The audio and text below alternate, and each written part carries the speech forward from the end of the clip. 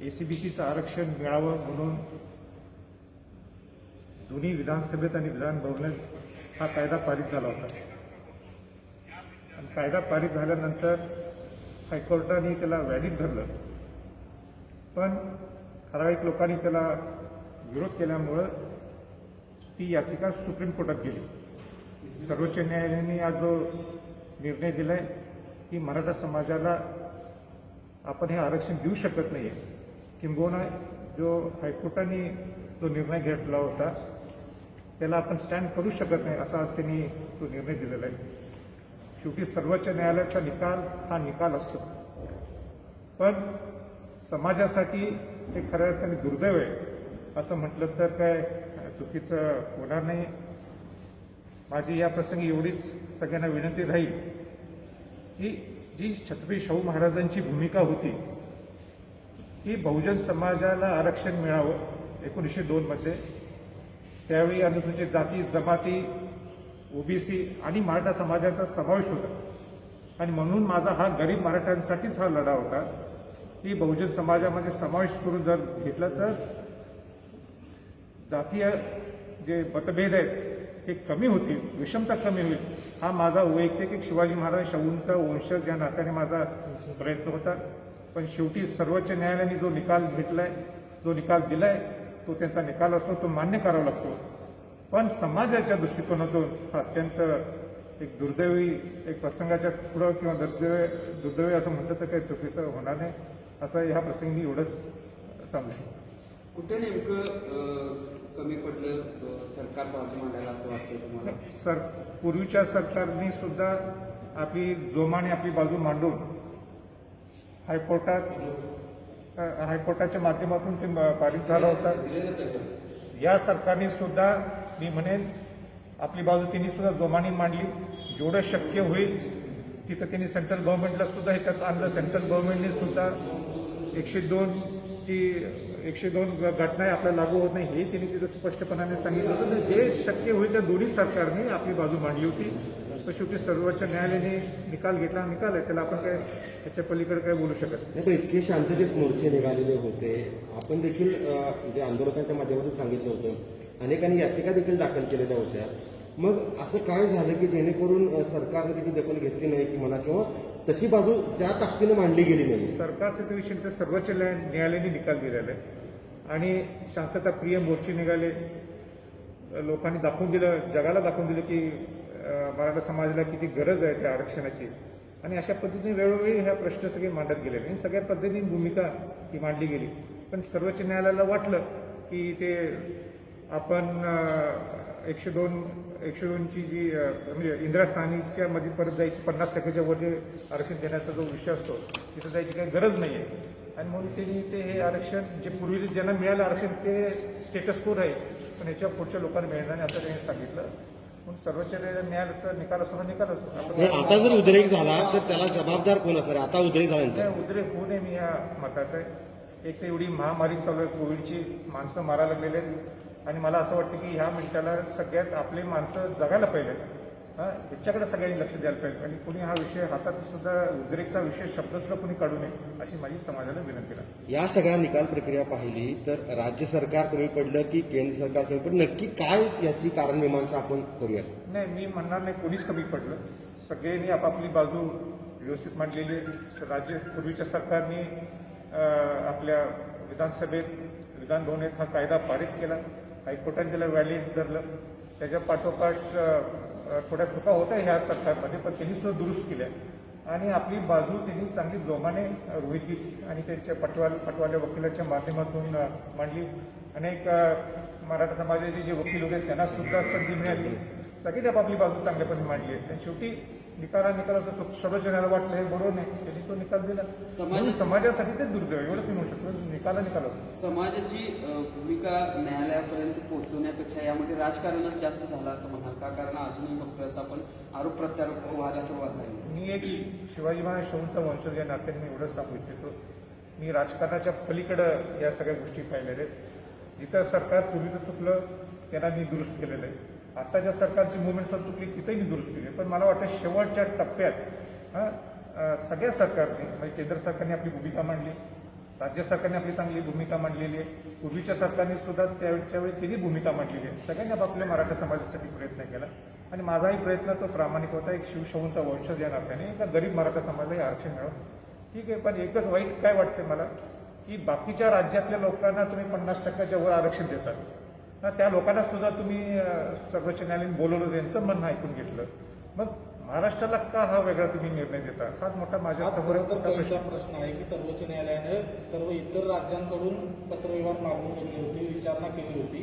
इतकी विचारणा केल्यानंतर महाराष्ट्राबद्दल असा द्वेष का झाला असं वाटतं? नाही, याला राजू जोडूनच प्रश्न आहे की कुठेतरी केंद्र सरकार ह्याच्यावरती सुप्रीम कोर्टावरती दबाव टाकते का असं वाटतंय का? मी काय त्या कशावर बोलू शकणार नाही. शेवटी सर्वोच्च न्यायालय यांच्यावर कोण दबाव टाकल का हा मोठा प्रश्न आहे. आणि सर्वोच्च न्यायालय याच्यासाठी स्थापन झालं असते की कोणाचा दबाव ते ऐकून घेत नाही. आणि म्हणून माझं एवढंच म्हणणं आहे की, आणि जो माझा प्रश्न आहे की बाकीच्या राज्यांना 50%च्या वर दिलं गेलं, आपल्याला दिलं जात नाही, ही दुर्दैवाची बाब आहे समाजाच्या दृष्टिकोनातून. पुढचा लढा कसा असणार आहे? आता मला माहीत नाही पुढं कसं जायचं आहे. मी 2007 पासून मी प्रामाणिकपणे लढतोय. बहुजन समाजामध्ये मराठा समाजाला आणावं.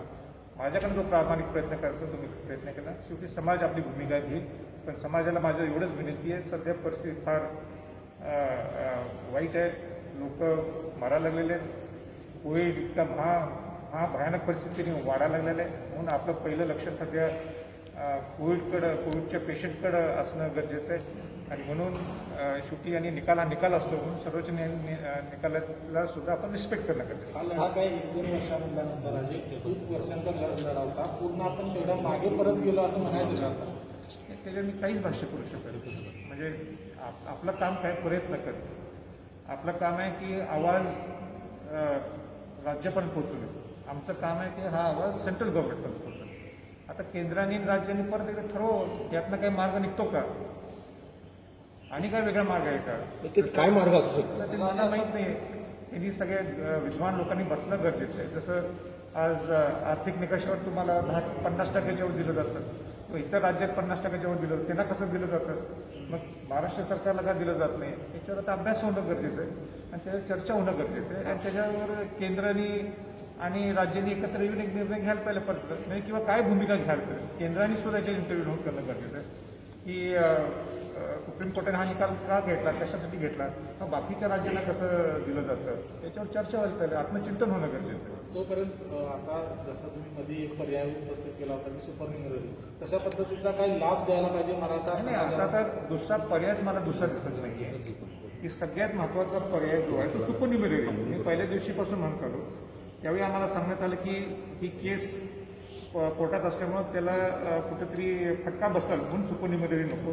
आता मला जो पर्याय दिसतोय आणि तो शेवटचा पर्याय तो म्हणजे सुपर न्यूमररी. तो राज्याच्या हातातला आहे, राज्याच्या अधिकारात आहे. महाराष्ट्र सरकारने ताबडतोब सुपर न्यूमररीच्या पद्धतीने शिक्षणात तुम्ही वाढीव सीट्स द्या, तुम्ही द्या, युनिव्हर्सिटीजना इन्स्ट्रक्शन्स द्या, तुम्ही बाकीच्या शिक्षण ज्या संस्था आहेत त्यांना इन्स्ट्रक्शन्स द्या. मेडिकल काउन्सिलकडनं तुम्ही मेडिकल काउन्सिलच्याकडनं परवानगी घ्या.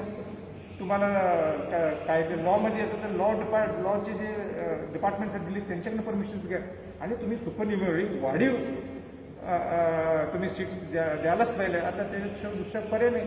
आणि त्याला तर तुम्हाला सर्वोच्च न्यायालयाची काही परवानगी लागत नाही, त्याला तुम्हाला सेंट्रल गव्हर्नमेंटकडे जावं लागत नाही. ज्या ज्या डिपार्टमेंट्स आहे, जसं मेडिकल आहे सेंट्रल गव्हर्नमेंटशी कनेक्टेड आहे ना, तुम्ही मेडिकल काउन्सिलची परवानगी घ्या. किंबहुना राज्यात तुम्हाला कुठं शिक्षणात तुम्हाला वाढवायचे सीट्स आहेत ते तुम्हाला कोणाची जबाबदारी, तर पूर्णपणे अधिकार हा महाराष्ट्र शासनाचा आहे. आणि म्हणून सुपर न्यूमररी हा एकमेव पर्याय सध्या आहे. सुपर न्यूमररी पद्धत त्वरित त्यांनी अंमलात आणा. राजे, इतके शांततेत मोर्चे निघाले, मधल्या काळात थोडेफार आपल्या बाजूने निकाल लागत नाही असं समजल्यानंतर मराठा समाज पुन्हा एकदा रस्त्यावर उतरून आंदोलन करायला, काही ठिकाणी जाळपोळीचे प्रकार देखील घडले होते. आता तर पूर्णतः निकाल आपल्या विरोधात लागल्यानंतर मराठा समाजाला काय आवाहन करणार? आणि मराठा समाजाला हात जोडून विनंती आहे की सध्या कोविडची महामारी फार वाढलेली आहे. आपलेच लोक, त्याला जातपात नाही आहे, आपलेच लोक हे वारलेत, संख्या भयानक परिस्थिती चालले. याला आपण जर कंट्रोल करू शकलो नाही तर आपल्याला आरक्षण काय दुसरं काहीच मिळणार नाही. म्हणून पहिलं आपले लोक जीवित राहायला पाहिजे. कोरोनाची महामारी हे संपुष्टात द्यायला पाहिजे, त्याच्याकडे लक्ष द्यायला पाहिजे.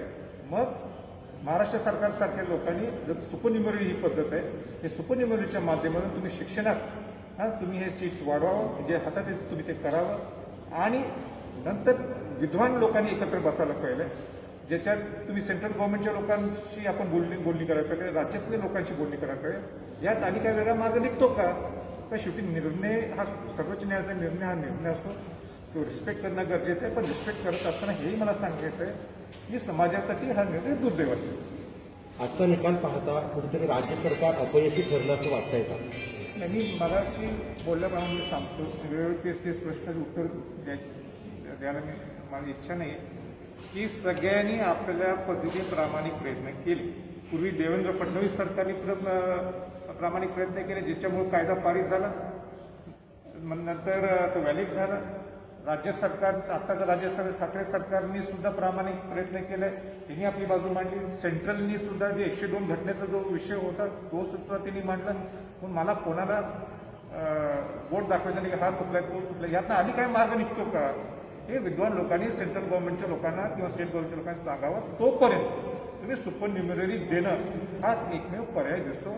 आणि समाजाला माझी विनंती आहे, काही उद्रेक असं करू नका, कारण का आत्ता एक तर सर्वोच्च न्यायालयाच्या शब्दाला आपण रिस्पेक्ट करणं हे महत्त्वाचं आहे. त्याच पाठोपाठ ही जी कोरोनाची महामारी वाढलेली आहे, तिथं लोकांना कुठं त्रास होणे, शेवटी मनुष्य हा मनुष्य असतो, त्यांना त्या मनुष्याचं जीवन हे सांभाळणं, त्याला प्रोटेक्ट करणं, त्याला संरक्षण देणं हे आपलं काम आहे. त्याच्याकडे सगळ्यांनी लक्ष देणं गरजेचं आहे. ठीक आहे.